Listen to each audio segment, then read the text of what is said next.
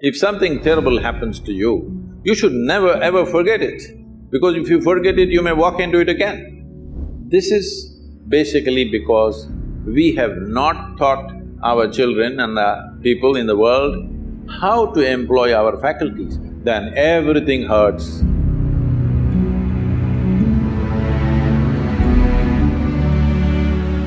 My next question to you, Sadhguru, is when something bad happens to somebody and we know that it's always on their conscience, they're thinking about it a lot of times, but eventually there comes a point where they are ready to let it go.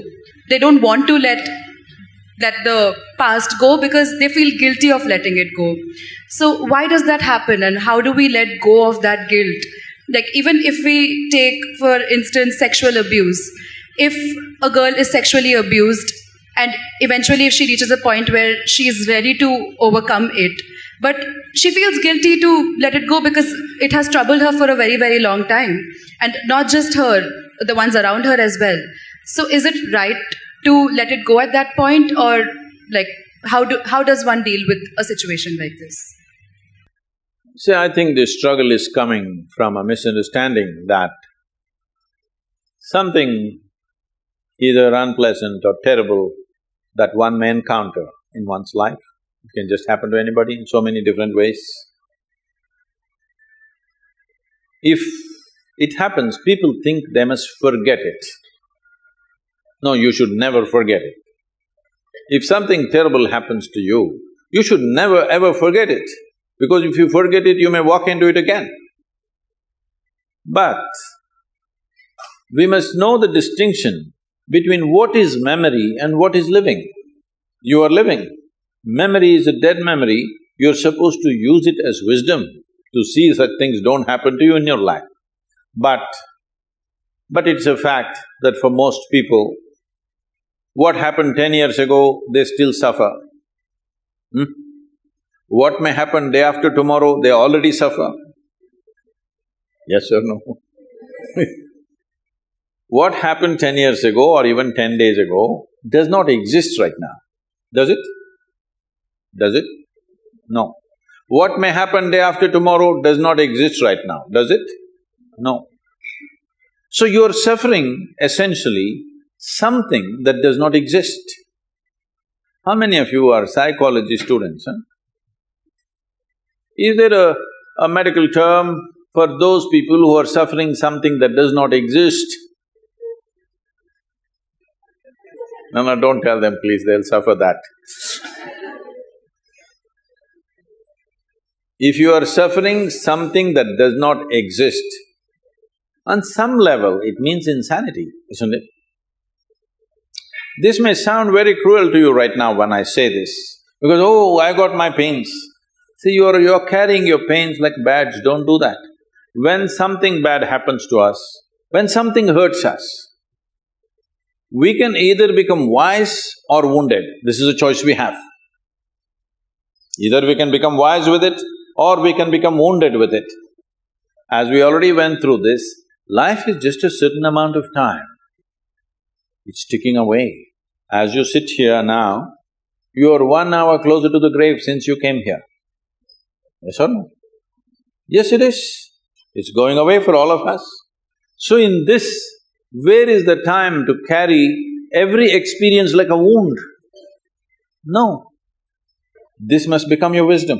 If terrible things happen to you, you must become wiser than others, sooner than others, isn't it? But unfortunately, most people choose to become wounded simply because, again, in our systems of education, we have done nothing about the nature of human mind. We are busy studying frogs and cockroaches and trees and chemistry and physics and planets and everything. No attention to the nature of this one. So we don't know how to use our faculties. The greatest faculties that you have right now as a human being is, you have a vivid sense of memory. Everything that happened, you can remember as if it's alive right now. Yes? There is a repository here, there's an archive in your mind which can replay the whole video if you want. But this has become a problem. You started suffering the old movies.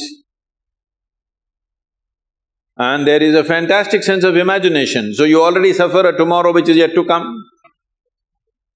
This is basically because we have not taught our children and the people in the world how to employ our faculties, how to use our memory, how to use our imagination, how to experience life right now, how to sharpen the experience now. Your whole life is happening between these three dimensions: memory, present experience and imagination.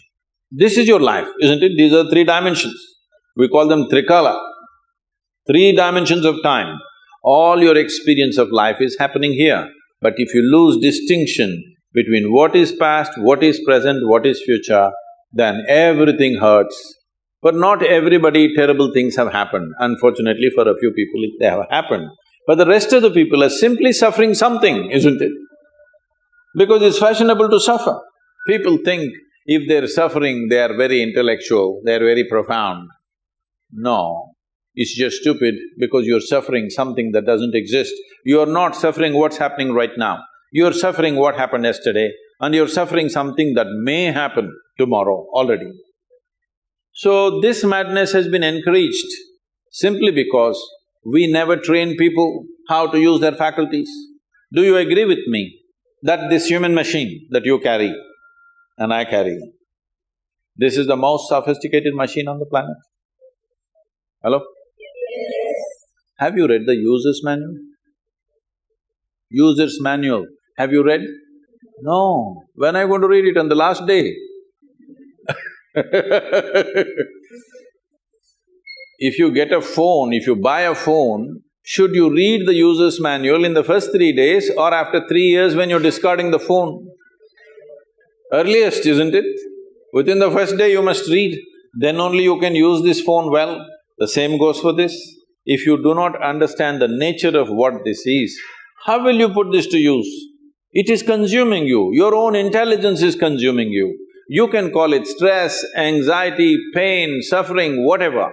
Essentially, your intelligence is turned against you, that's all the reality is. If your intelligence was working for you, taking instructions from you, you would keep yourself blissed out, wouldn't you? Hello?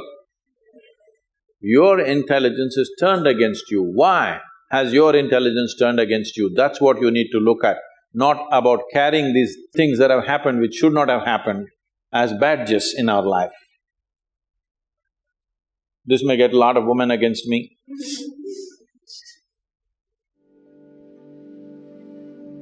If I was against you, I wouldn't be here.